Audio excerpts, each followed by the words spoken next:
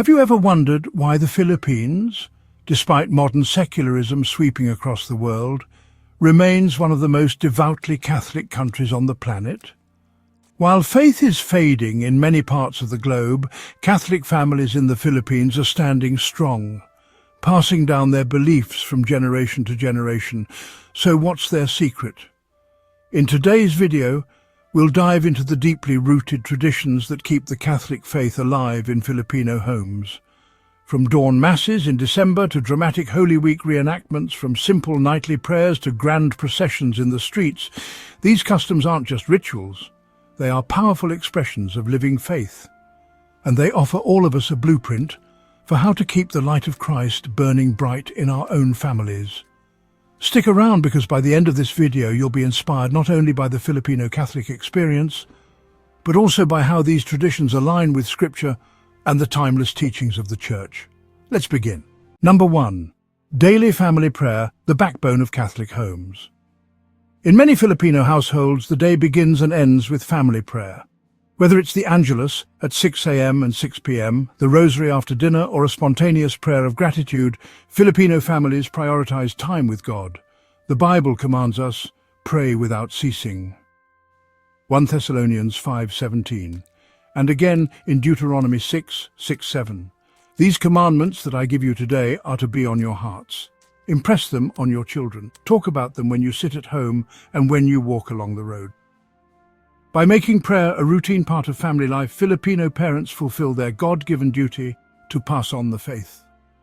Grandmothers lead decades of the rosary, fathers read Scripture, children memorize basic prayers. It's a family affair, and heaven rejoices every time. Number 2. Simbang Gabi. Waking up early for the Lord Simbang Gabi is a novena of dawn masses celebrated from December 16th to 24. Churches open their doors at 4 a.m. and the faithful pour in, often barefoot and sleepy-eyed but joyful. This tradition is rooted in anticipation of Christ's birth, echoing Matthew 25:6. At midnight there was a cry, "Here is the bridegroom, come out to meet him."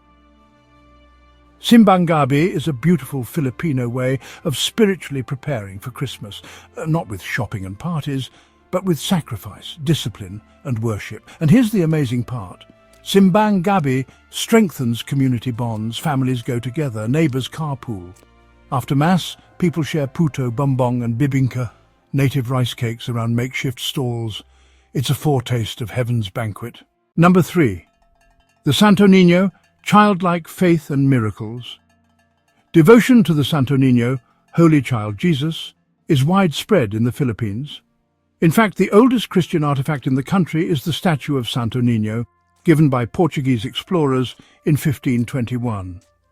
Homes often have a small shrine for the child Jesus, and every January the streets come alive with the Sinulog festival in Cebu. Jesus himself said, "Truly I tell you, unless you change and become like little children, you will never enter the kingdom of heaven." Matthew 18:3. The Santo Niño reminds Catholics to trust in God with childlike dependence. Miracles have been reported through prayers to the Holy Child, healing, conversions, and renewed faith. It's a tradition that blends celebration with theology, that God became small so we could approach him. Number 4.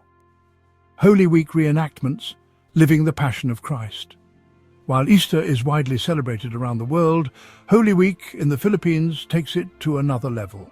Cities shut down, families travel to their hometowns, and Catholic communities enact the pabasa, chanting the Passion, cenaculo, Passion plays, and even processions with life-sized statues. Some towns feature penitents reenacting Christ's suffering, carrying wooden crosses or being symbolically crucified. Though the Church discourages extremes, the devotion is real.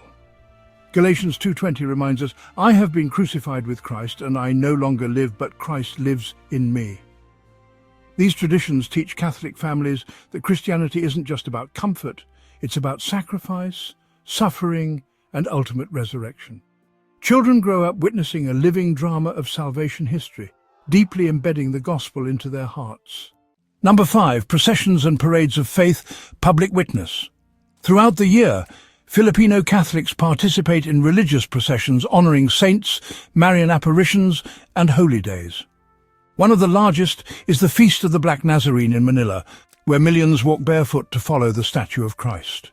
These processions are not mere cultural events, they're acts of evangelization. Jesus said in Matthew 5:16, "Let your light shine before others, that they may see your good deeds and glorify your Father in heaven." Bringing faith into the streets is a reminder that Christianity isn't private, it's public, it's contagious, and it can transform neighborhoods. Children watching their parents carry candles and pray aloud in these parades learn that being Catholic is not something to hide, it's something to live boldly. Number 6. The role of the grandparents, pillars of faith. In Filipino culture, grandparents, especially grandmothers, lolas, play a central role in religious formation. They lead novenas, tell stories of saints, and ensure every child knows how to make the sign of the cross properly. Proverbs 17:6 says, "Children's children are a crown to the aged, and parents are the pride of their children." In many Filipino households, it's the elderly who maintain the family altar, light the candles, and pray the daily rosary. Their quiet witness is powerful, reminding us that age is not a weakness, it's a spiritual treasure. Catholic families in the Philippines often gather around the table to express their faith. Fasting on Fridays, abstaining during Lent, and feasting during religious holidays like Christmas and Easter, these practices reinforce church teaching through something everyone loves: food. Acts 2:46 speaks of the early Christians. They broke bread in their homes and ate together with glad and sincere hearts.